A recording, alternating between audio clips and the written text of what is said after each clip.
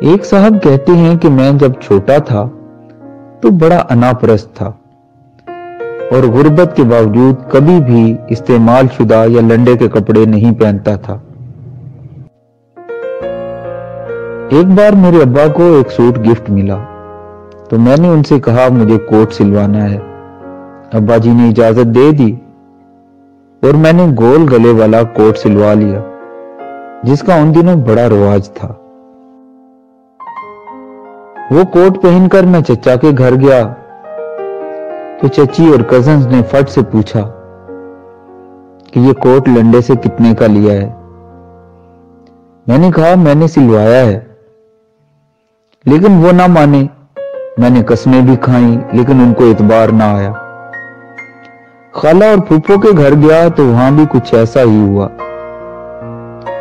मैं घर आया और कोट उतार कर फेंक दिया और रोने लग गया।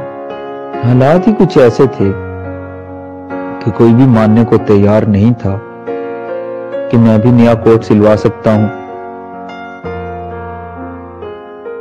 पढ़ने लिखने और जॉब के बाद जब मैं एक बैंक के बोर्ड ऑफ डायरेक्टर्स का मेंबर बना तो बोर्ड ऑफ डायरेक्टर्स की एक मीटिंग में अच्छे से ड्राई क्लीन किया हुआ लंडे का कोट पहनकर गया तो मेरे कोलीग्स कोट को हाथ लगा लगा कर पूछने लगे, खलील साहब बड़ा प्यारा कोट है, केड़ा ब्रांड है ते कित्थों लिया जे, क्लॉथ ते स्टिचिंग भी कमाल दी है।